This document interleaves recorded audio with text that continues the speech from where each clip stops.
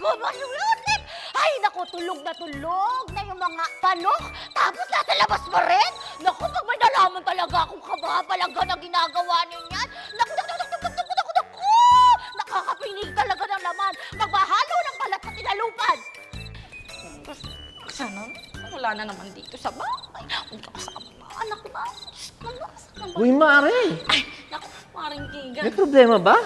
Para ka nag-aamok dyan. Sinong kaaway mo? Eh, ito na nga, parang Kigan. Kasi itong kumpare mo, halos 2 linggo na. 10 oras ng gabi, umuuwi. Tapos kapag tatanungin mo naman, ang sasabihin sa akin, nandun sa bukid at nagtatrabaho. Eh, bakit naman ganun? Eh, nung nakaraang taon naman ay hindi. Ay, si paring Pedring ba? Eh, dadaanan ko lang siya kanina sa Tumana eh. Eh, mukhang nagtatrabaho lang naman yung tao. At, teka. At puntahan ko nga siya. Ah, sige. Parang Kigan, maraming salamat at mag-ingat ka at madilim pa dyan sa daan.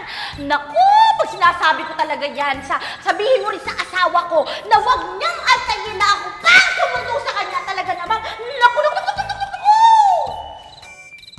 Paring Pedring! Teka nga. Paring Pedring! Sabi ko na nga ba, nandito ka pa rin eh. Kaya, tumayo ka dyan. Ayun, umuusok na naman ang ilong ng misis mo sa kakahanap sa'yo. At teka nga pala, anong oras na at nandito ka pa rin? Naku po, paring Kigan, hindi ka na nasanay sa asawa kong mas mabagsik pa sa leon. Basta ako, nagtatrabaho lang ako. Wala akong ginagawang kalokohan. Dahil sa totoo lang, kulang na nga ako sa tulog.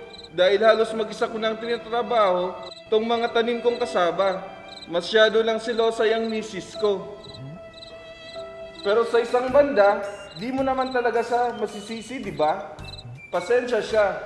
Nag-asawa siya ng lalaking habulin ng mga babae.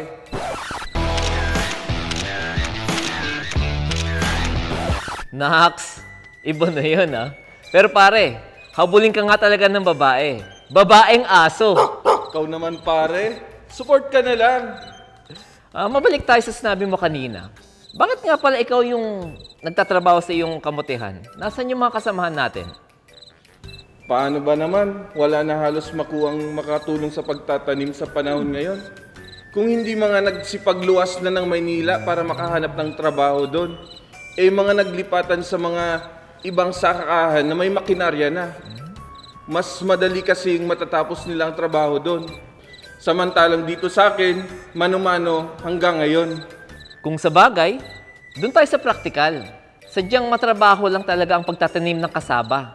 Nangangailangan ng maraming tao. Bago matapos, talagang mahirapan ka pag wala kang makakatulong. Pero nandito na to eh. Ito na ang kinamulatan kong gawaing panghanap buhay. Kaya nagbibingi-bingihan na lang ako sa pagyayamot ng aking asawa. Kasi sa bandang huli, itong sakripisyo ko, para sa kinabukasan naming buong pamilya. At saka, alam kong halos buong taon ang crop cycle ng kasaba. Kaya gustuhin mo mang magtanim ng iba, hindi mo talaga may sisingit pa. Kaya nga, kahit literal na kayod kalabaw ngayon ako, ilalaban ko to hanggang dulo para sa pamilya ko. Hay, sana may magpadali ng gawain ko sa taniman. Bakit ngiti-ngiti ka dyan? Pambira talaga tong taong to. Halos mayak na nga ako dito tapos tinatawanan mo lang ako. Hindi ko tinatawanan ng problema mo, pare. Kahit na talaga namang nakakagaan ng loob kung dinadaan natin sa ngiti at tawa ang mga problema natin. Ang totoo niyan, maligayang maligaya ako para sa'yo dahil solved na ang problema mo. Halika, may pupuntahan tayo. Uy! Saan ang punta niyo? Halika, sumama ka na rin.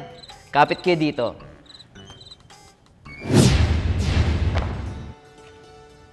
Wah, paano nakarating tayo dito?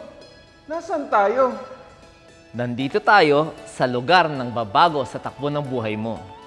Showroom ito ng noon pa mang buong pusong pinagkakatiwalaan ko bilang tagapaghatid ng dekalibreng makinarya, ang Kubota.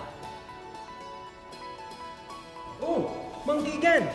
Buti na dalaw ka ulit. Anong atin? Nako, tamang-tama pagdating mo, engineer. Kasama ko dito ang aking kumparing si Pedring at ang kanyang misis.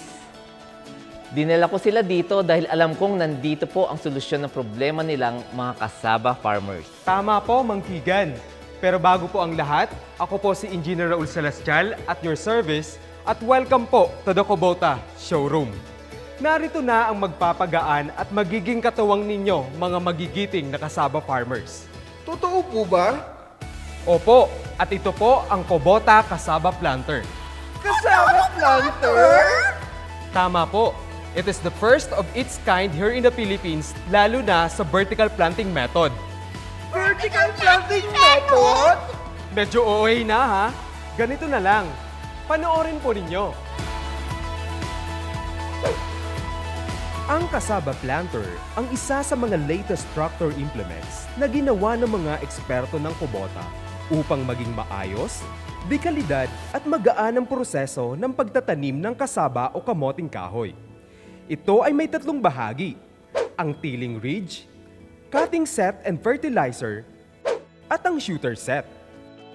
Kaya nitong bumuo ng ridge sa taas na 300 mm o higit pa, at lapad na 350 mm. Amazing, di ba? Meron din itong easy leveling control at sure kang pare-pareho ang planting pitch. Matagal man ang crop cycle ng kasaba o kamoting kahoy, hindi naman ito namimili ng panahon kapag itatanim. Tag-ulan man o tag-araw, pwedeng-pwede.